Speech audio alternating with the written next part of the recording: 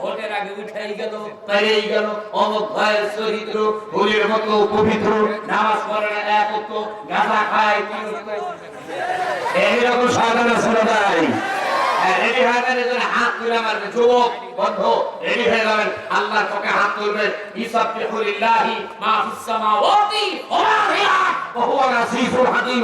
আসমান জমিনের ভিতর যা কিছু আছে সব আল্লাহর তাসবিহ তেলাওয়াত করে হাসরের ময়দানে হাতের উসিলা করে আল্লাহ তাআলা আমাকে আপনাকে maaf করে জান্নাত দিতে পারে কি পারে না? ওই আল্লাহর পক্ষে থাকবে, রেডি হয়ে যাবেন। আল্লাহু তাকবীর, আল কোরআনের আলা,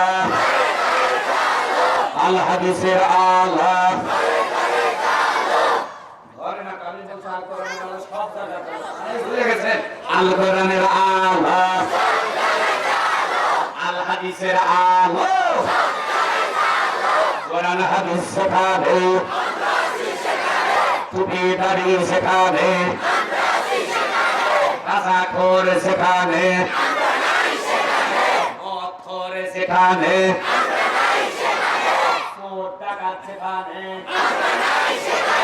বেনামাজি সেখানে আজকের মাহফিল, আমি বলবো আজকের মাহফিল যারা মাহফিল পক্ষের লোক তারা বলবে সফল হোক সফল হোক, আর যারা মাহফিল চায় না ওটা মনে মনে বলবে যা হওয়ার তাই হোক। আজকের মাহফিল এলাকাবাসীর মাহফিল লিল্লাহি তাকবীর। একটুখানি জিকিরের তালে তালে আগায় আসেন লা ইলাহা ইল্লাল্লাহ। আজকে যারা নড়বে তাদের গুনাহগুলো সরবে, সবাই আগে আসেন। আজকে যারা নড়বে তাদের গুনাহগুলো সরবে, যারা নড়বে না তাদের গুনাহ সরবে না। লা ইলাহা ইল্লাল্লাহ, লা ইলাহা ইল্লাল্লাহ, সবাই একসাথে লা ইলাহা ইল্লাল্লাহ, দিলটা পেরেশান কবু লাগিলে, দিলটা পেরেশান কবু লাগিলে শান্তি পায় মাওলা তোমার ডাকিলে, দিও গো শান্তি মদের দিলে, দিও গো শান্তি মদের দিলে, ও গো দয়ার আল্লাহ তাআলা লা ইলাহা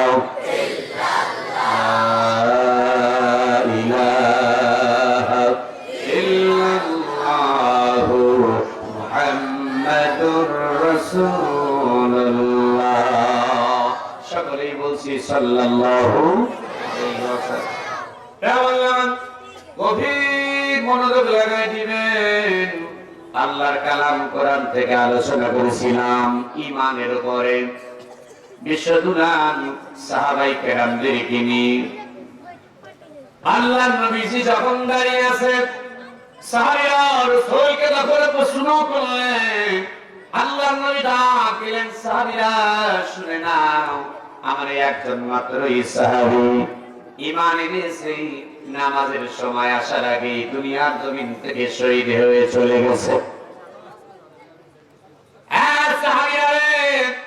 পিতামাতার খেদমত করতে পারে নাই, মানুষকে সালাম দিতে পারে নাই, রোজা ফরজ তার জীবনে বাস্তবায়ন হওয়ার আগেই সে চলে গিয়েছেন। একটাই মাত্র আমার সাহাবী, এই সাহাবীটাই এই জন্য আমি দেখলাম হায় রে সাহাবী কতই না তুমি ভাগ্যবান। সাহাবী রে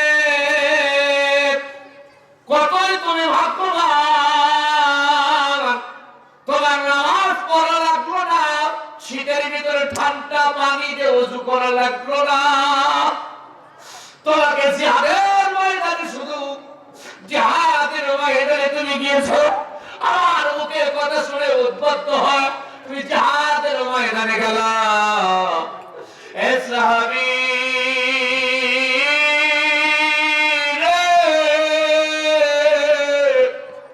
ঈমান এত বড় একটা দৌলত, অন্যান্য আমল না থাকলেও ইমান নামে যে বড় দৌলত, ওই ইমান থাকার কারণে আমার এই সাহাবীটা আল্লাহর জান্নাতের ভিতর হাসতেছে।